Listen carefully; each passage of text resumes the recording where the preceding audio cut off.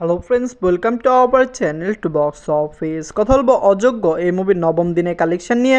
Boomerang এই মুভির নবম দিনের কালেকশন নিয়ে আপনারা জানেন সুপারস্টার জিৎ স্যার, যাকে বাংলার একজন বড় সুপারস্টার বলা হয়, তার বুমেরাং কিন্তু রিলিজ হয়েছে এবং দর্শকরা এই মুভির রিভিউটি পজিটিভ দিয়েছে। যেখানে অযোগ্য ফিল্মটি মেগাস্টার প্রসেনজিৎ স্যারের ফিল্ম।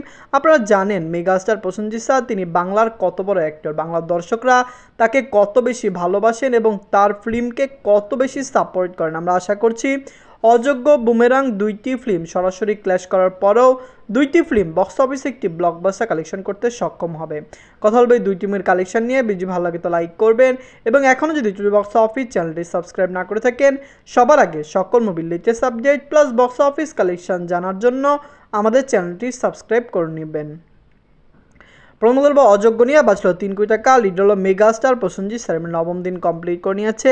মেগাস্টার প্রসেনজিৎ স্যার অভিনীত অযোগ্য ফিল্মটি বক্স অফিসে একটি ব্লকবাস্টার কালেকশন করেছে। ফ্যামিলির সাপোর্ট, ভালোবাসায় মুভিটি কিন্তু অলরেডি ক্লিন হিট এবং দর্শকদের ভালোবাসায় মুভিটি বক্স অফিসে একটি ব্যবসা সফল ফিল্ম হতে সক্ষম হয়েছে। আপনারা জানেন মেগাস্টার প্রসেনজিৎ স্যারকে বাংলার দর্শকরা কত বেশি ভালোবাসেন এবং তার ফিল্ম বাংলায় কতটুকু সাপোর্ট পায়। যাই হোক, অযোগ্য নিজেদের নবম দিনে অল ইন্ডিয়া গ্রস করেছে 20 লক্ষ রুপি। টোটাল কালেকশন হলো 2,73,00,000 রুপি। আমরা আশা করছি মুভিটি বক্স অফিসে একটি ব্লকবাস্টার কালেকশন করবে। আপনারা জানেন সুপারস্টার মেগাস্টার প্রসেনজিৎ স্যারকে বাংলা দর্শকরা অনেক বেশি ভালোবাসে। রিসেন্ট টাইম তার যত ফিল্ম রিলিজ হয়েছে মুভির রিভিউ পজিটিভ বা মিক্স বা নেগেটিভ রিভিউ, তো মুভিটি বক্স অফিসে ব্যবসা সফল হয়েছে। আমরা আশা করছি অযোগ্য ফিল্মটিও বক্স অফিসে ব্যবসা সফল হতে পারবে।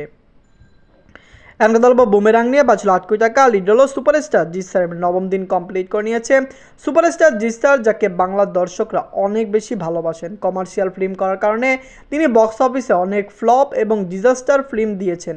এইরকম ফিল্মও দিয়েছেন যেই ফিল্মগুলি বক্স অফিসে 1 কোটি টাকা প্লাস বিজনেসও করতে পারেনি। কিন্তু বর্তমানে সুপারস্টার জিৎ স্যারের মার্কেট খুবই ভালো। তিনি চেঙ্গিস, রাবণ এবং আপনারা জানেন আরেকটি ফিল্ম দিয়েছে মানুষ, যে 3টি ফিল্ম বক্স অফিসে 3 কোটি 5 কোটি রুপি প্লাস বিজনেস করেছে। চেঙ্গিস তো পুরো ওয়ার্ল্ড মার্কেট মিলিয়ে 10 কোটির কাছাকাছি আয় করেছে। যাই হোক, বুমেরাং আশা করছি বক্স অফিসে একটি ব্যবসা সফল হবে। মুভিটি বক্স অফিসে রেকর্ড ব্রেকিং আয় করতে সক্ষম হবে। নিজেদের নবম দিনে ওয়েস্ট বেঙ্গল থেকে আয় করেছে 25 লক্ষ রুপি।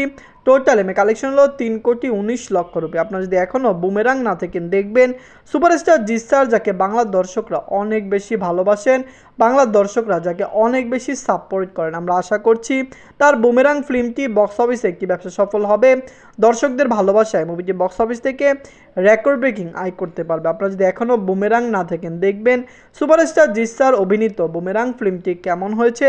আমরা আশা করছি মুভিটি বক্স অফিসে 10 কোটি রুপি প্লাস বিজনেস করবে। আপনারা কমেন্ট করে জানিয়ে দিন বুমেরাং এবং অযোগ্য এই দুইটি মুভির মধ্যে সবচেয়ে সেরা ফিল্ম কোনটি, কোন মুভিটি সবার আগে 10 কোটি রুপি প্লাস বিজনেস করতে পারবে।